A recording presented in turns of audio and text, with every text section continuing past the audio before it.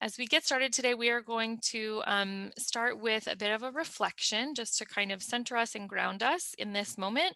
And then we'll talk through what the whole 4 weeks are going to look like, and then what today is going to look like. For the first time, I'm not doing this in the evening, so bear with me as I pretend that it's evening. And then we'll dive in. So let's figure this out. Okay, is everybody able to see something that looks like a big presentation slide? And Yes. is it a good size for you? Do I need to change it or shape it in any different way? Does that work? Okay, very cool. So I would like to, this is a poem from Pablo Neruda, who wrote Canto General in 1950. And so I would like to invite each of us, if you'd like to participate, to come off mute, and we will just take turns reading a chunk as it's written here. They're not exactly stanzas, but if you would like to participate, we would love to have you join us. So come on off mute. And we will go ahead and get started. Lexi, can I invite you to start with the first one? Sure. Thank you. When the trumpet sounded, everything was prepared on earth. Should I keep going? We'll just pass at that point. So where the breaks are, someone else just jump right in.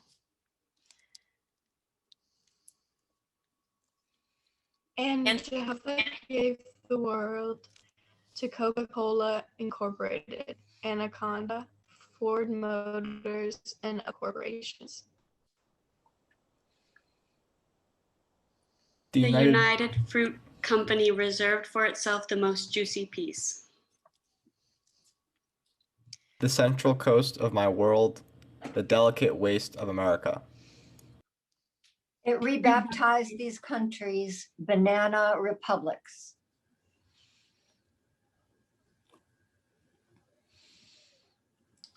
And over the sleeping dead, over the unquiet heroes who won greatness, liberty, and banners, it established an opera buffa.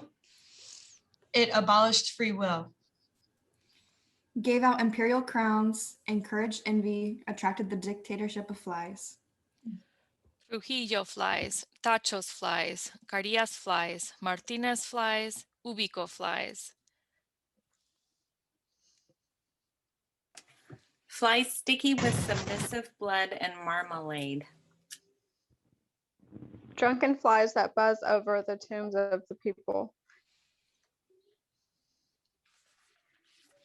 Circus flies, wise flies, expert at tyranny. With the bloodthirsty flies came the fruit company. Amassed coffee and fruit and ships. Which put to sea like overloaded trays with the treasures from our sunken lands. Meanwhile, the Indians fall into the sugared depths of the harbors and are buried in the morning mists.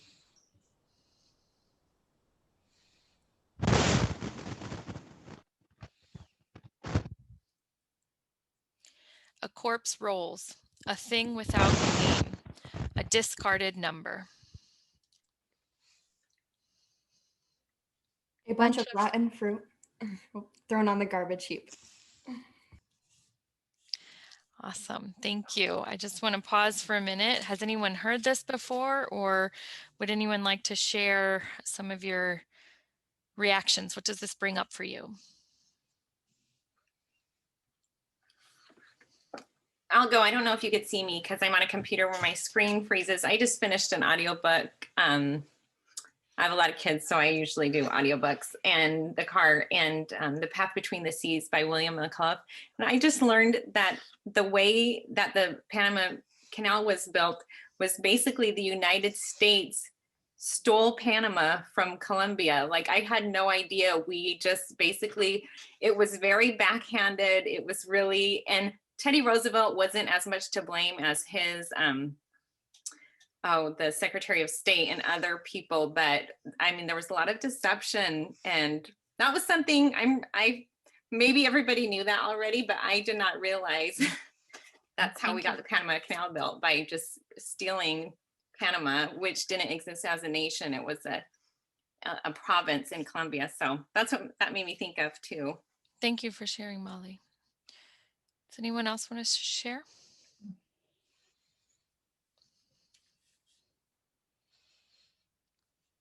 All right, well, we will keep pushing on. And hopefully it will become very obvious why we started with that reflection. So I wanted to maybe just offer a quick overview of what we are going to try to cover the month of March. So as you might know, you signed up for a 4-week course. We will meet once a week. We'll meet the same time every Thursday, 2 o'clock Central Time.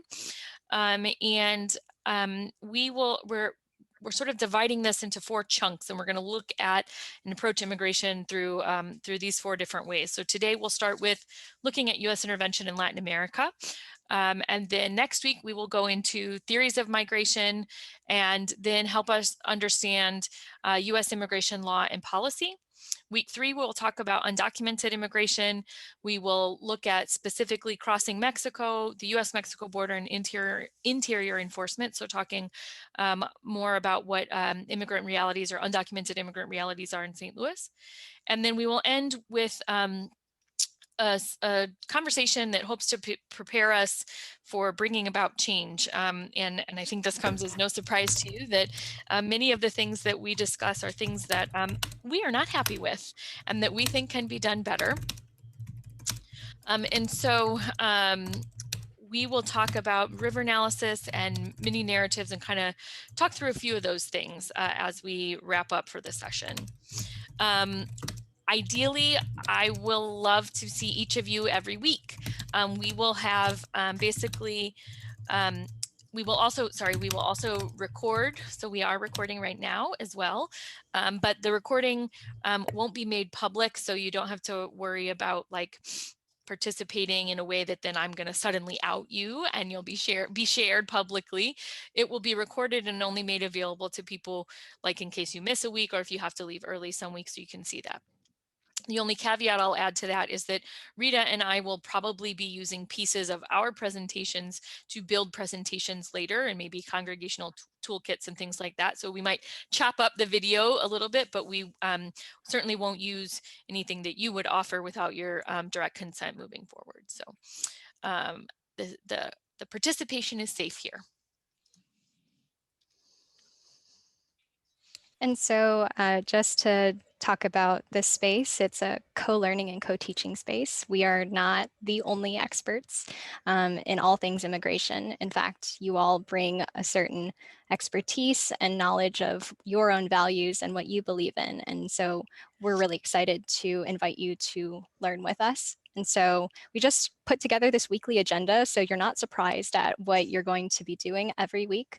We're going to open with some gathering and grounding, then dive into the content, following that with some small group discussion, and then bringing it back so we can all share as a group. Finally, the 3 to 3:30 time is our open discussion. So that's Q&A, any sorts of fast feedback that you have, and we hope to adjourn at 1 hour and 30. Great. So, sorry, go ahead, Rita. Sorry, Sarah, you caught me right before I was going to take a sip. All right. So we're all here in this space. We have some community norms that Sarah and I have put together. That these are just some suggestions, and we are definitely welcome to change them and adapt them to suit our needs as a group. But here are just some that we came up with, and I'll invite you to add some at the end if you have any suggestions. First one is be fully present. So you're showing up for an hour and a half perhaps. We hope that you'll be able to be present in the moment with us and be able to engage in these discussions. Which brings us to our second norm, come to learn and explore, not so much to correct or prove anything. In the spirit of relationship building, please keep your cameras on if you are able.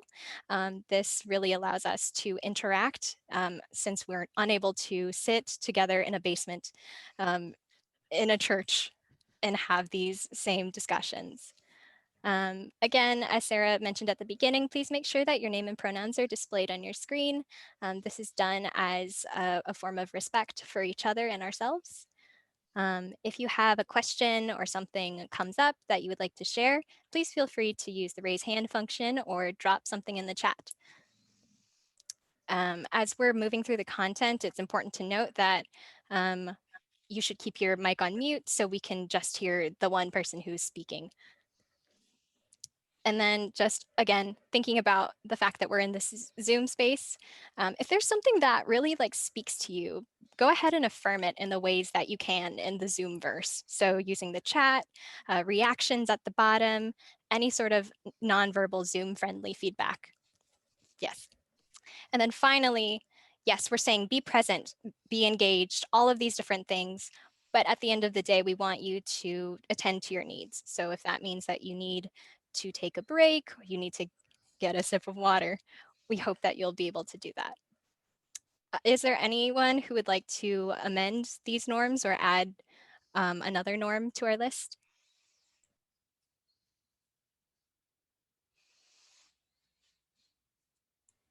I'm not seeing any faces that are in disagreement, but if there is something, please feel free to add it to the chat.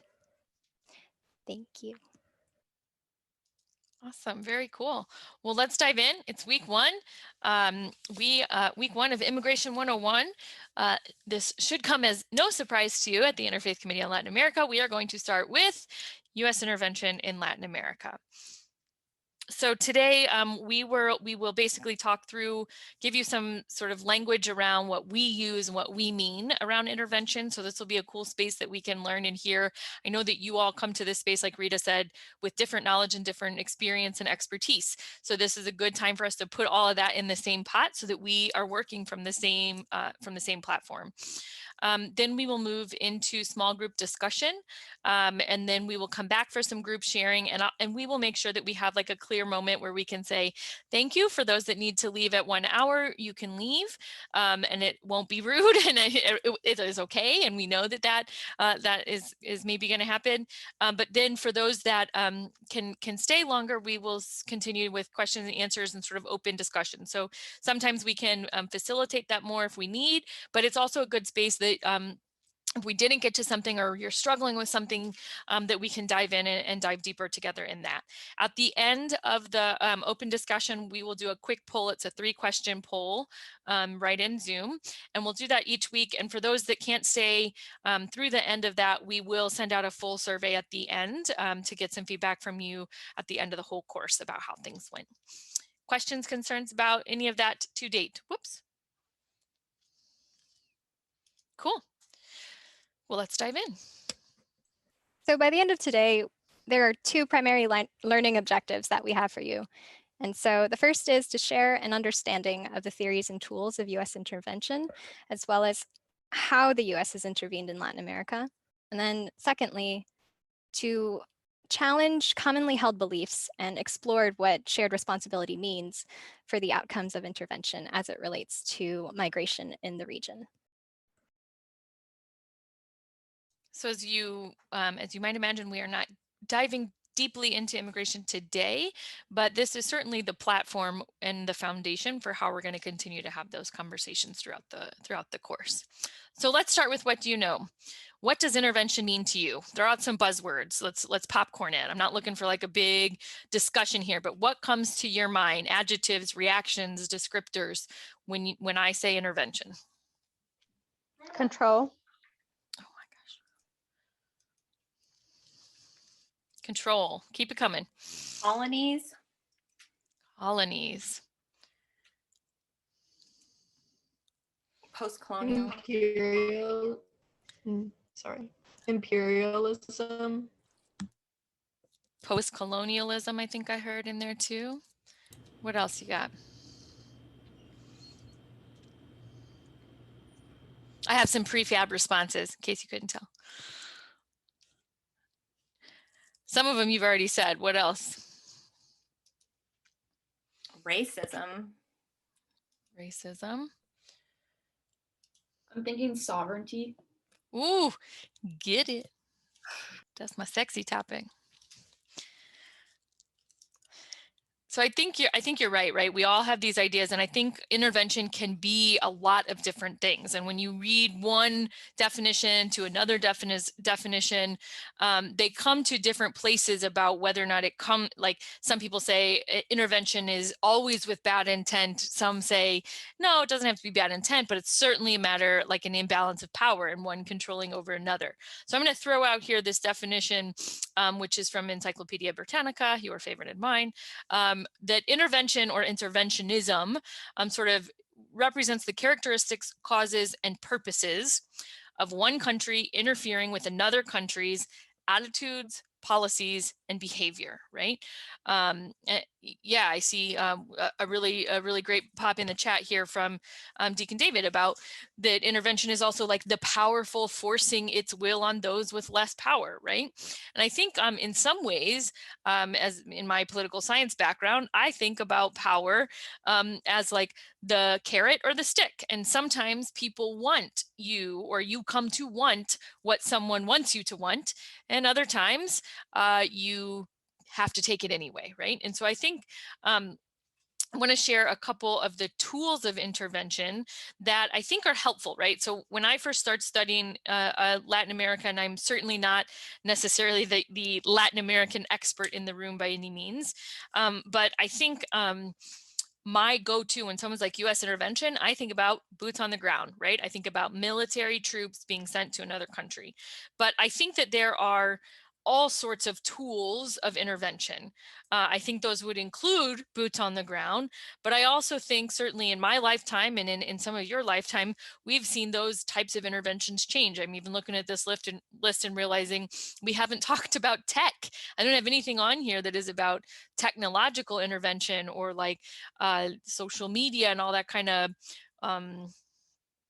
cyber intervention, I guess is what you would call that, right?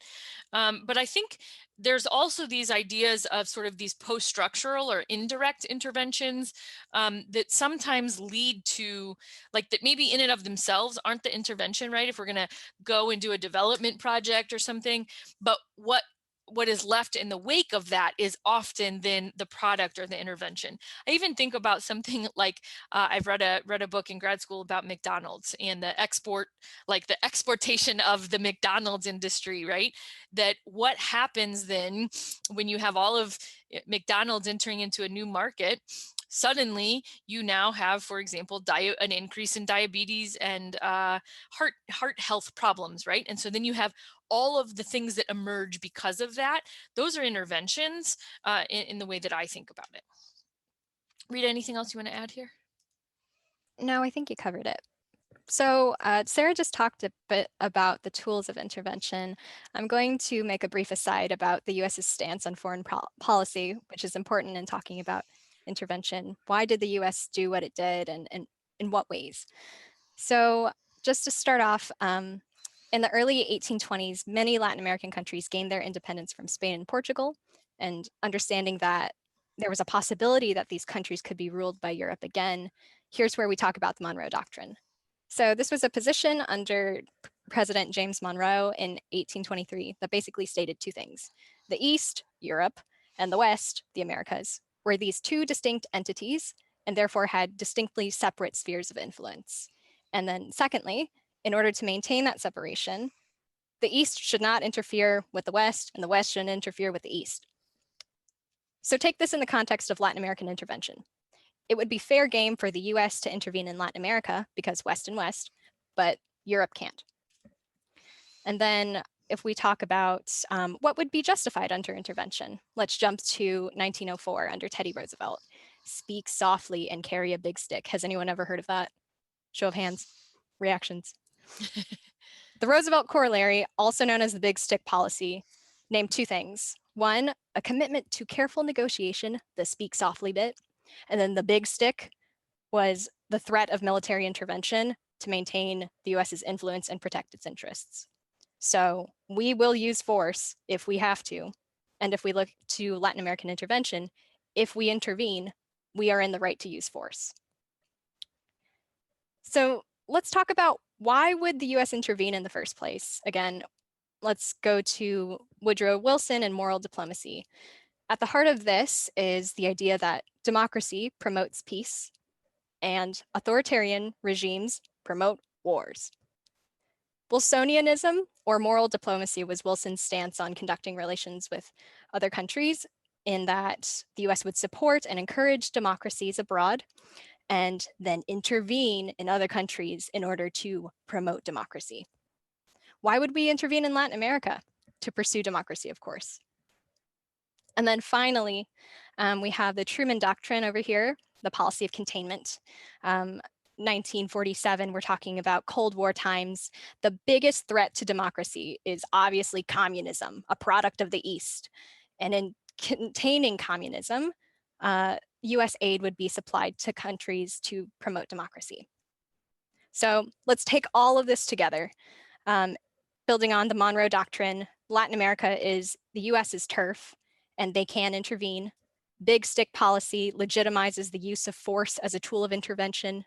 And then finally, Wilsonianism and the Truman Doctrine tell us intervention is necessary to promote democracy because communism is its greatest threat.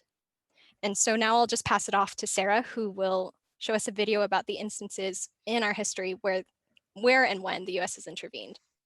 Real short clip here. Thanks, Rita. Real short clip here that I will say is about 2 years old. So you'll see some references to an administration that is no longer our current administration. But let's get, we're kind of zooming in. I think you saw we took a real wide angle lens and now we're getting real focused in on Latin America. So let's go one step closer. This might be slightly loud on your computer. So before I push play, I'm going to ask you to click it down a notch or two. And if you can't hear it, it's okay. It's just music. Dramatic, really impactful music.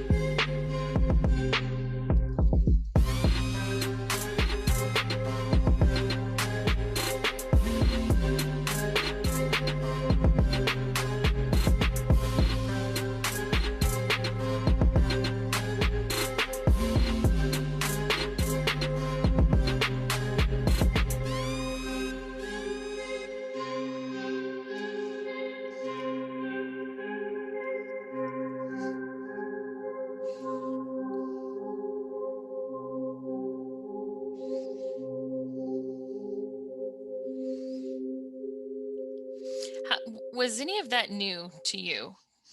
Were you aware of, vaguely aware, thumbs up, thumbs down? Is this totally new? Okay, okay.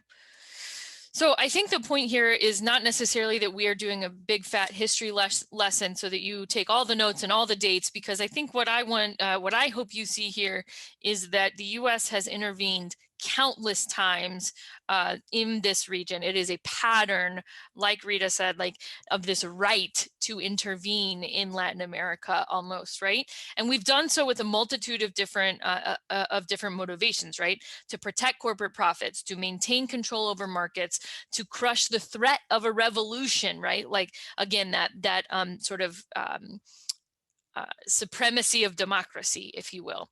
And so I think when we look at these decades, it's just staggering to me about how much influence the United States has had in these regions. So I want to go a little bit closer. We're going to zoom in a little bit more to the region of Central America so that we can look at two specific examples. And Rita's going to share what intervention in Guatemala has looked like, and I'll share a little bit about what intervention in Honduras has looked like so that we can really sort of take this out of theory and into how it's been applied in the world.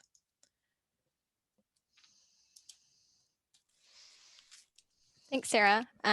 So just to start off, here are the main points that we're going to be covering. The first one is the influence of United Fruit Company. So for much of the 20th century, the US corporation United Fruit Company dominated the export of bananas from Latin America, and in doing so maintained a certain monopoly on the trade. UFC had a huge impact on the economy and the political systems of several Latin American countries, two of which we'll be talking about today, Guatemala and Honduras. Of special note, in the case of Guatemala, the Secretary of State during Eisenhower's administration, John Foster Dulles, and his brother, CIA Director Allen Dulles, had close ties to this company. Moving on to 1952, Guatemalan President Jacobo Arbenz instituted this really big agrarian land reform, which led to the expropriations of hundreds of thousands of acres of land to peasant farmers. Much of this land was owned by UFC, who ultimately were dissatisfied with the amount of compensation they received, as well as how quickly it arrived. And so this definitely ruffled some feathers, so to speak. Also going along with this, the US had believed that Arbenz had a certain softness toward communism, their words, not mine, for two particular reasons: in allowing members of the Communist Party to hold positions in the Guatemalan government, and the fact that Guatemala had purchased arms from communist-friendly Czechoslovakia. All this, despite Arbenz was not considered a communist in Latin America, and neither did Guatemala did not have links to Russia. And so beginning in 1954, the US helped overthrow Arbenz and installed a series of military dictators, Carlos Castillo Armas being the first. These dictators' rise to power in Guatemala meant the intensification of poverty, terror, repression, culminating in a greater resistance in the form of the guerrilla movements. The US had trained police and military in counterinsurgent warfare, riot control, intelligence tactics, interrogation techniques, and torture. Between 1957 and 1974, the US spent $4.4 million training 435 policemen and supplying them with weapons, equipment, and vehicles. And then just jumping to the 1980s under the Reagan administration, which was also the height of the violence in the Guatemalan Civil War, the US supported the military regime in Guatemala, going at lengths to defend their commitment to democracy and fighting communism, despite having overthrown a democratically elected president in 1954. Excuse me. When Reagan became president in 1980, he allowed the sale of weapons to Guatemala and allied himself with the military dictatorship under General Efraín Ríos Montt. And in 1980 and 1981, Guatemala had purchased helicopters, military equipment, trucks, jeeps, all these things through the US Department of Commerce. All of this to say that the US, in pursuit of pursuing democracy, so to speak, air quotes, had supported and destabilized Guatemala. And we will come back to what do we do with that knowledge? I'll pass it off to Sarah to talk about Honduras. Awesome. Thanks, Rita. So get ready. It's going to be on repeat what just happened. So in the late 1800s, US-based banana industries, fruit industries, but mostly banana, found the pot of gold in Honduras. And similarly to what Rita just outlined, these sort of companies just like dove in and started to buy up land in Honduras. By the early 1900s, these U.S. fruit companies, which is predominantly were United Fruit and Standard Fruit, which, by the way, are what you might know as Chiquita or Chiquita Banana and Dole Fruit, right? Those are stickers that I still see at Schnucks. So these companies started buying land that historically, up until that point, local farmers had owned and worked and produced and lived off of and benefited from. Now we had to displace those workers, import our employees, employ our companies, but then also protect those investments. I would say in some ways you could see that that was maybe helpful, also air quotes, because we also brought in railroads and infrastructure and banking systems and all sorts of other things to facilitate the production of banana and its export to the United States. But we also had to militarily protect it, apparently. And so we also installed military boots on the ground for the first half, at least, of the 1900s. By the 1980s, we're going to zoom towards President Reagan again. And in his continued quest to fight the rise of the progressive left, right? Because progressive left meant communism, right? That's the extreme left in a democratic centric worldview, right? In a democracy centric worldview. The opposite of democracy would be communism. We could talk about that for a whole nother hour. But I think what we saw then was that the Reagan administration was fighting that front, that sort of anti-communism, anti-leftist front in a lot of different countries, including in Nicaragua. And so in order to fight that front in Nicaragua, the Reagan administration built a U.S. base in Honduras, trained troops in Honduras, both U.S. troops and Nicaraguan troops that then fought the Contra wars, right? And those of us who maybe have studied those, I'm sure you have much more knowledge about just how awful those wars were in the region. So by the into the early 2000s, which I was going to say, like, for some of us was like by the time we were in college, but maybe by the time you were born or in high school, maybe. Honduras had a democratically elected president. So in 2006, they elected Manuel Zelaya, but he was a little too separatist for the US's liking, right? Manuel Zelaya was a little more progressive and a little more leftist. And he did, crazy leftist things like trying to raise the minimum wage and trying to expand community consultation on corporate expansion, right? So again, looking at this now history, by that point, over 100 years, 100 years of US companies deciding what happened in Honduras. Here we had a democratically elected president who thought maybe communities should be consulted and involved in making the decisions as to whether or not corporations should do that.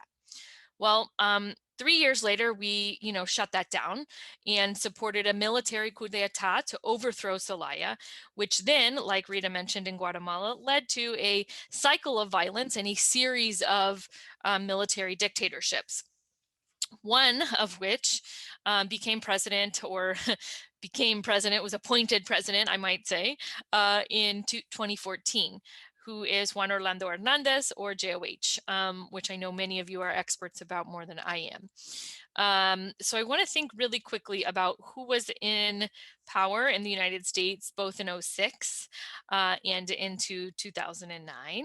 And then I want to think about what happened in 2016 with the murder of Berta Cáceres, who was a human rights defender, a water rights defender, an indigenous activist in a region of Honduras who were defending their communities against corporate expansion and against U.S. profit off of their region, and in some ways, for some communities, off of their spiritual connection with the natural resources in their community, right? And so then you see these layers of this is not just about profit, this is not just about territory, this is also about life and spirituality and faith and religious practice, right? So the dictatorship of Juan Orlando Hernandez continued and continues today. There was a very ugly election in 2017. So I want to come back to that in just a second, but this is a helpful 2-minute clip on some of the questions that that I am raising behind the scenes here.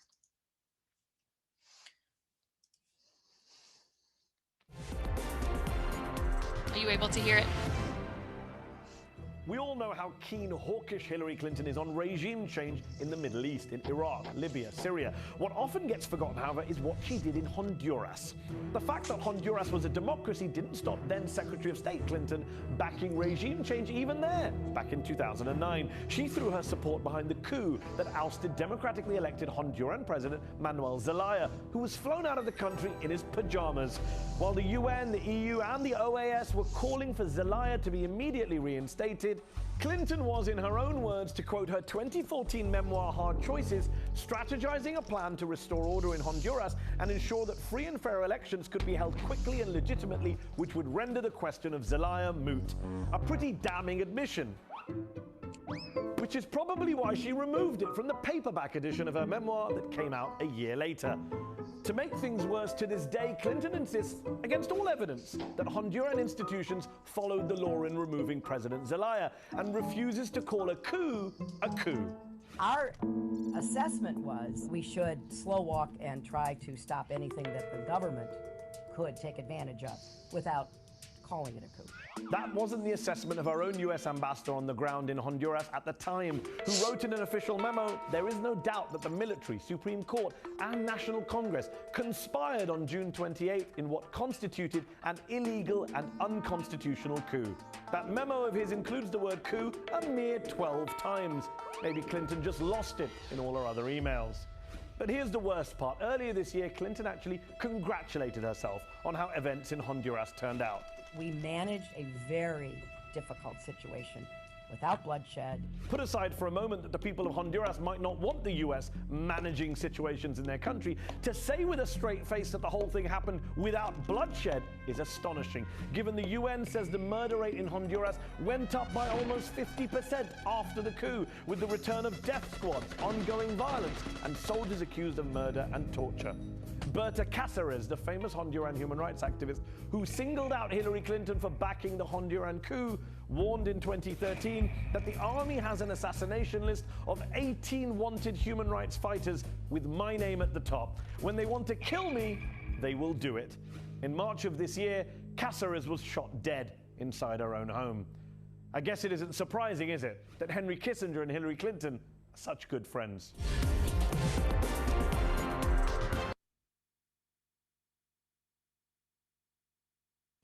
Just kidding. Can you hear me?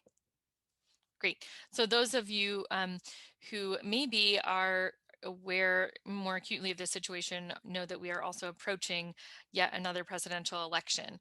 I would love to spend more time, and if we have time in the full group discussion afterwards, to talk about what the 2017 elections were like. Many of us here were distracted, I might say, by our own set of elections the year prior, and then the start of the inauguration and those first months of the Trump administration. But needless to say, the situation was quite horrific in Honduras. And I would love to talk to you about the exportation of not only election equipment that was faulty in the United States and proved also to be faulty in Honduras, but also the exportation of the US prison industry and how we very quickly sent that to Honduras so that we could help the Honduran government detain people who were dissenting from the government. So I want to transition us to think about how do we process all this information? You signed up for a 4-week course about immigration. The hell are we doing talking about intervention in Latin America for the first hour and a half? Here's a tool that we can use, and this has some roots, I think, in a Latino Catholic community in I'm going to blow it, Venezuela maybe, but it has been changed and adapted and modified over time, and I find it to be sort of helpful. I actually think that we all go through this process, but somewhat unintentionally at times. So I'm hoping that we can break it down here and make it a little more clear. The first step in this process is to see, right? You're going to look at a situation and you're going to assess the facts. You're going to see, hear, and experience, right?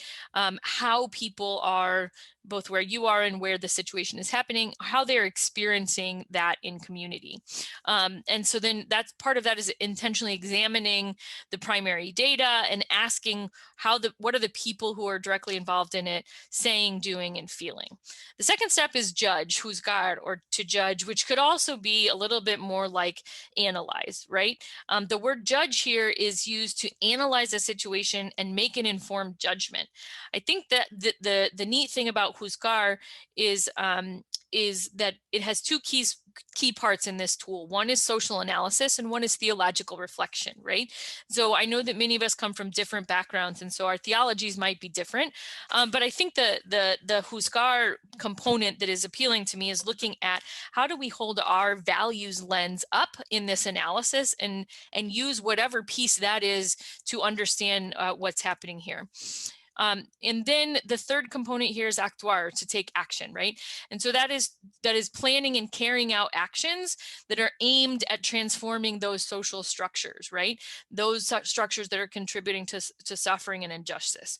So I'm going to pop a couple questions up here, and I will put it into I have this as a Word document so that you can take notes or type on it as well. So I'm going to drop that into the chat in just a second. Rita, can you set us up for going into breakout rooms while I talk through that, or did I do that backwards? Yes, I can do that. Do you want this slide or the next one? The next slide will have the prompts that we will be talking about. No more Oh, slides just here. kidding, haha. That one? Yes, Okay. so we will be going into the breakout rooms to have the small group discussion. And we will be discussing the see, judge, and act diagram that Sarah was just talking about. She just dropped the diagram with the questions into the chat. And then another question that you can consider: in what ways does this tool help you draw new conclusions or foster new understanding about how it relates to immigration? So as we move into breakout rooms, we're just going to spend maybe 5 or 7 minutes or so just kind of thinking through and processing using this tool to enlighten our conversations about immigration. So let's go ahead and do that.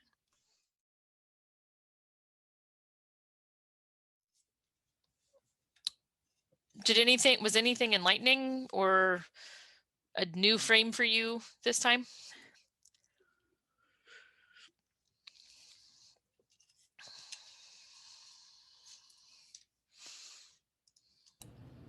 We discussed just seeing all the interconnections between historical events and policy, and sort of identifying what the U.S. does in Latin America as something that's policy, that's a pattern, a pattern that's identifiable, and a pattern that's not something that only existed in the past, but it's something that really that continues into the present and has very, very real effects. I mean, we'll probably even get into that more, as we keep going, as looking at the consequences of intervention. But just really seeing it as something that that's not just up in the air, but it's something that's very concrete was it was really helpful. Cool. Thank you for sharing. Why do you think, what do you think changes? And I know some of you have been involved in these conversations with me before, but it seems to me that when we talk about intervention in this way, we're also talking about responsibility and why things are the way they are right now, right? And I think we hear a lot of dominant narratives about why certain immigrants and certain communities make the choices that they do. How does this information intersect with that? How does this help us or shift our thinking or maybe inform? I don't actually think it shifts our thinking. I think your thought was already there. How does it inform how we engage the conversation with people who maybe don't see it this way? And do you think anything changes if we do it?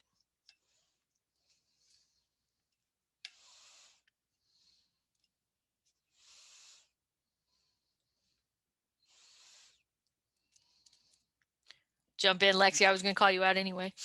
You've been there. I was just gonna say, well, like, I think it's probably clear to most of us that, like, the actual immigration from Latin America isn't separate from how intervention has played out.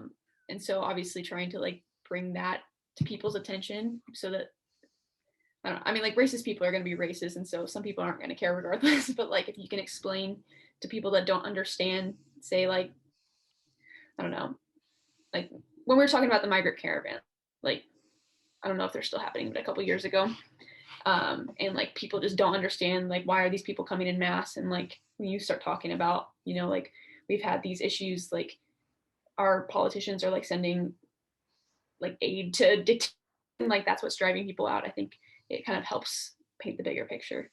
Mm-hmm. Mm-hmm. I want to thank you for sharing that. I want to go on, but I want to pause for a second because it's 3 o'clock. So I want to honor that if those of you who can commit to an hour, you've committed, thank you. And if you need to step out, I won't be mad, and I'll try not to cry for too long about it later. But if you need to leave, you can. And for those that are able to stay, then I'm going to move on because I have another question. My question is sort of like leaning into then when we think about responsibility and we think about, like you said, Lexi, I feel like we hear all the time, like, why would they choose first of all, like, right, let's play into some problematic narratives. Why would they choose to do it this way? And I think something that feels lost to me in that analysis is, like, they didn't choose to have their land bought by US companies 150 years ago. And they didn't choose to have some of these conditions, like, imposed on their way of life. And so what they are choosing is how to navigate in a situation that they didn't pick, right? And so, like, how does that change, or does it change? Does it offer any different way that we can engage in a conversation with someone who doesn't understand why undocumented immigration is happening, or what to do about it?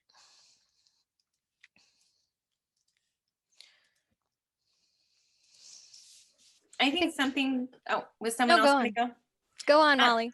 I think something that I see with people is people making these false, I'm not sure this exactly answers the question, but you have these false analogies of, I've done a lot of family history research and help people with that.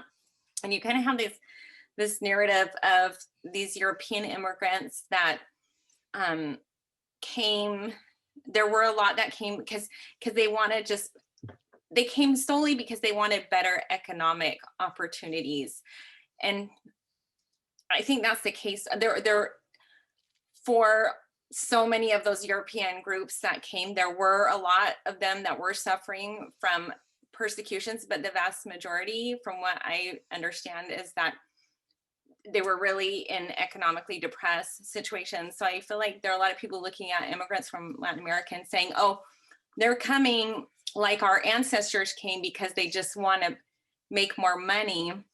And then we have, you know, this tradition of the pilgrims in the United States. My husband has, like, all these ancestors on the Mayflower, and they're so proud of these Mayflower ancestors, right? And we celebrate Thanksgiving. A lot of people still do. For some people, it's Native Peoples Days, right? So we kind of glorify this group of people that came to America, stole this land, did all these terrible things, and they came because they were suffering persecution because of their religion. But what they went through is not at all comparable to what these immigrants are trying to escape from. So I think you have these kind of Anglo-Saxon type Western lenses of looking at things and making these false comparisons, which permits them from seeing the situation for really what it is. Does that make sense? Mm-hmm. Mm-hmm.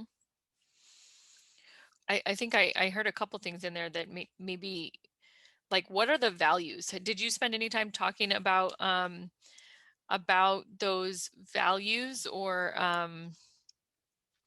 you know, we talk about either the values that motivate the intervention and or the values that motivate our responses to it. or like that we want to happen next. Were you able to talk about that? Anyone? Sorry, that wasn't just directed to Molly.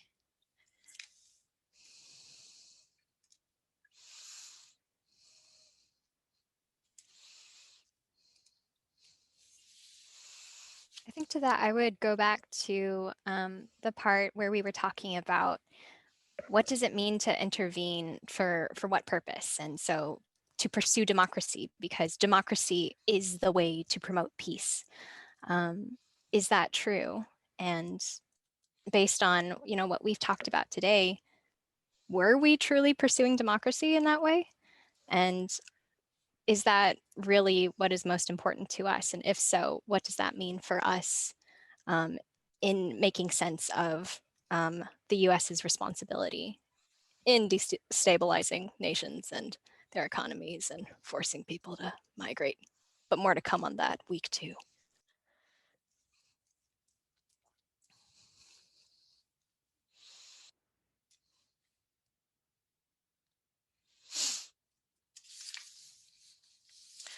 So how many of you have ever voted in the United States? Great. How do you feel about having spent over $120 million in establishing strong military presence in Honduras in the last 11 years? Is that what you expected your government to do? And are you cool with that?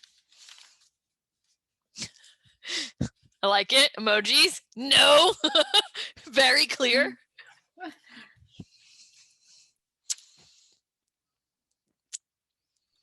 I think, well, I don't even remember what it was, but there was a Human Rights in Honduras Act, I think, somewhere in Congress. I'm horrible with government, but like my thing with that is that all the money that we allocate to Honduras doesn't go to like people that actually need it. It goes to the dictatorship and like the military. And so if it was being like routed in different ways so that people weren't like starving and like I don't know, they're like trying to privatize like their education and their healthcare and everything too. So like if we were like doing something to actually help, then I wouldn't care if all that money was going, but it's not going for the right reasons. So that's really frustrating. Lexi, would you be willing to share a little bit about like how do we get to that understanding, or how do we get others to understand that, you know, without falling back into a cycle of intervention, right? Basically, we're looking at like, oh, this government sucks, and I don't want to send money to that government because they're shitting on all the other people. So I want the money to go to the right people, but the right people aren't in power. Like, have you thought about how to, or how have you articulated that? Because I know you've had those conversations before. I don't really even know how to explain that. Like, let me try to think. I don't know. Or others. Yeah, I don't need to put you on the spot. No, like, because I know, like, if you can make connections with people that like truly understand and like have been there, they can like direct you to like organizations that are actually doing good work. But like, obviously, like, so like whenever I was in Honduras, like I was in the airport with like 4 different mission groups. And I'm like, I mean, not to like talk shit on the mission groups, but like they're going there and they're spending money and it's going straight to the government. They're not really helping in like a lot of the instances. And so it's just, I don't know, like trying to make better connections with people that actually like know what's going on. Yeah. Anyone else want to weigh in?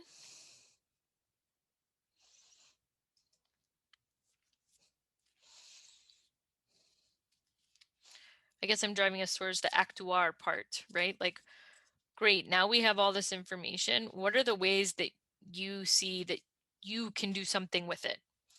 It doesn't have to be, you know, storming the Capitol. That's a bad example. Jeez. It doesn't have to be like some big thing, but like what's in your experience, like right now, between this week and next week, what's one thing you can do about this with this information?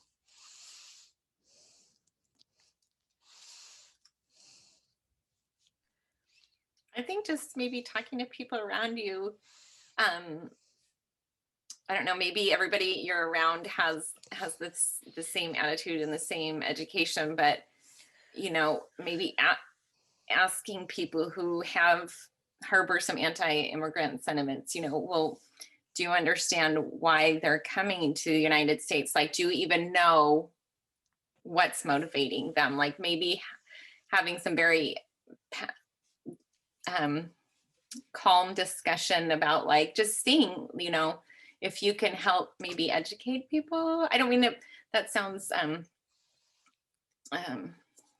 patronizing, but I think there are a lot of people that don't have that background. I think you could graduate from college and not understand what's gone on in Latin America. Oh, for sure. Yeah, I didn't.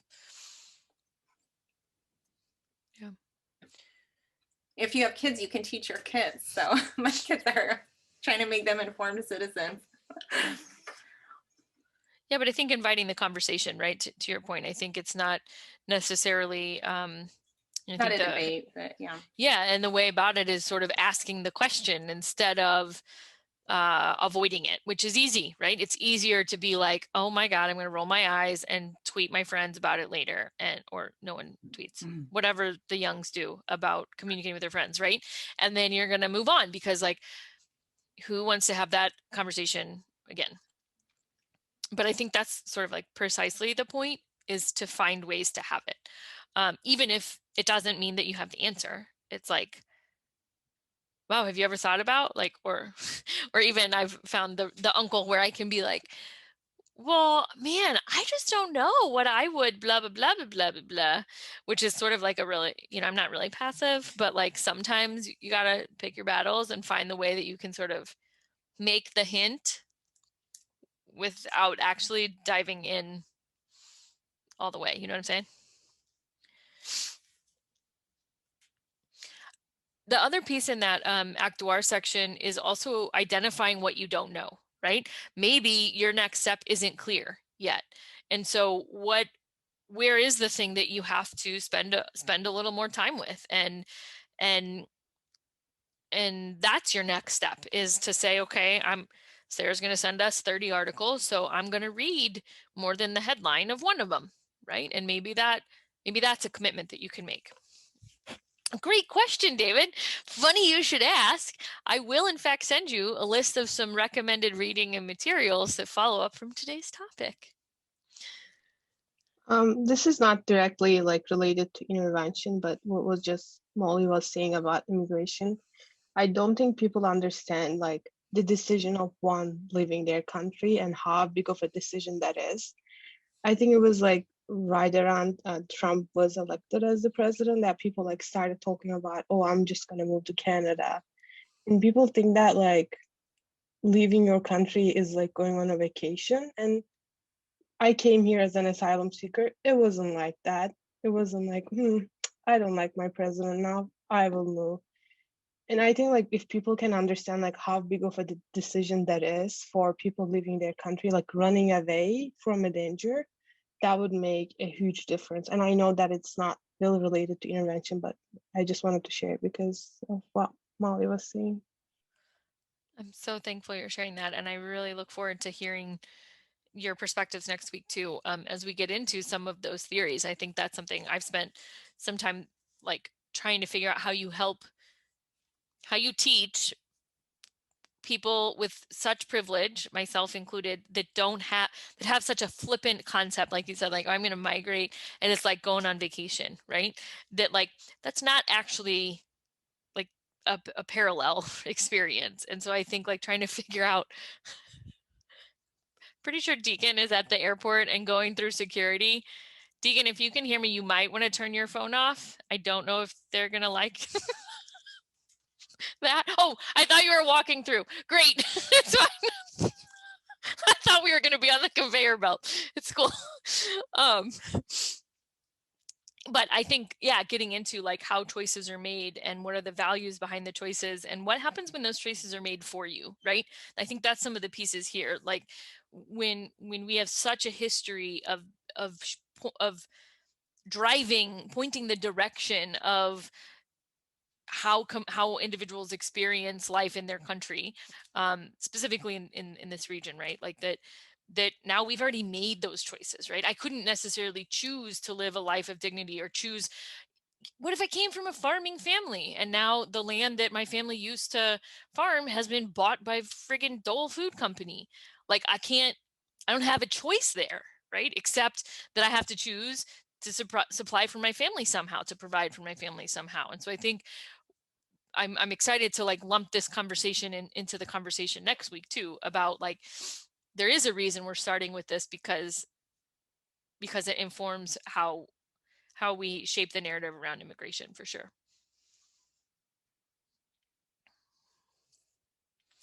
Is there anything you're wrestling with, anything that you're struggling with that we covered today that doesn't quite sit with you right?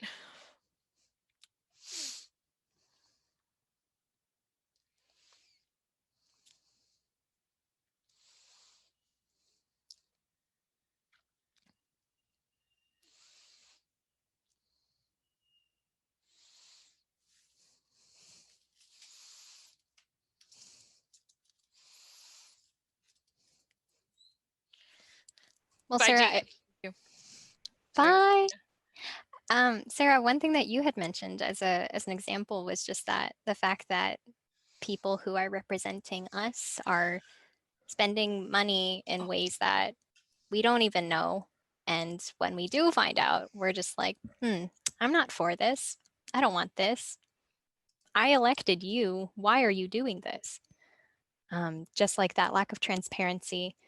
Also, again, talking about the examples in Guatemala and Honduras about like covert operations and like all of these things not being made public to the American people. Maybe a better sense of clarity about how people are making these decisions. And I don't know, just like militaristic intervention, is that really the way to solve things? Is that really the way to promote peace like you say you're doing? Mm-hmm.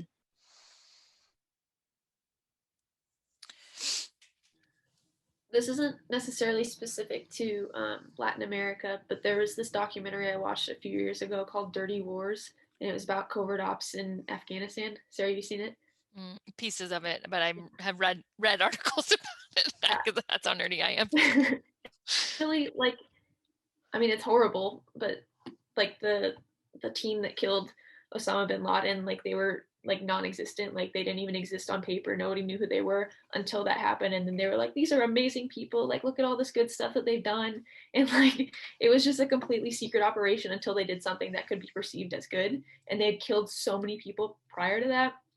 So I don't know, I'm just like thinking about like this huge military budget that we have, we could do so much good with, but then we just like our elected officials just choose not to. It's just incredibly frustrating.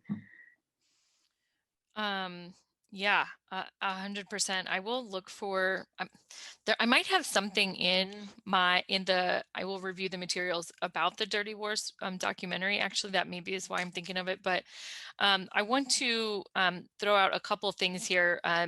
We mentioned briefly Berta Cáceres, and we are co-hosting a webinar with Honduras Solidarity Network that will be on March 10th. So that is the day before, right? That's Wednesday, I think. Someone check me on that. Yes, Wednesday, March 10th. So here's a link to it. This is on the anniversary of her death. And so that will be a really neat place to connect to other people who are working on these issues and to continue shaping and informing sort of our own consciousness about it. The other thing I want to share with you is we had a brief policy team update in our newsletter, and Rita, maybe it was Lexi, one of you just mentioned the bill that was introduced by Senator Merkel. Merkel, is that right? Merkley, right? That's kind of murky to me. No, but to stop funding to Honduras. And so there will be some upcoming action items about that. Also, I'm really confused because my internet's not quite working. Rita, are you able to share the policy? I was going to pop into the chat the policy team updates blog post because it gives a good little paragraph about it, but apparently I can Zoom but not do the internet in the background. Interesting. Do you think that we could send it in a follow-up email? I can certainly do that. I will send both of those links to you in the follow-up email later today. And if there are no further questions, I'd say we can run the poll real quick and then we will head out. So literally this is a three question poll. Honest feedback. I believe your responses are anonymous. So you can pop in the responses and then we will call it good. Any other questions before we wrap up tonight? Today? Cool. All right, well, we will send you an email reminder. You don't need to register again. You'll use the same Zoom link that you used today. So make sure you save that because I won't be able to send it to you again. I will send you a reminder, but I won't be able to send it to you again. I will try to have it sent to you through Zoom, but just save it. And of course, if you have any questions or concerns in between, don't hesitate to reach out to Rita or myself. Okay. Thank you, everyone. Thanks, everybody. See you later.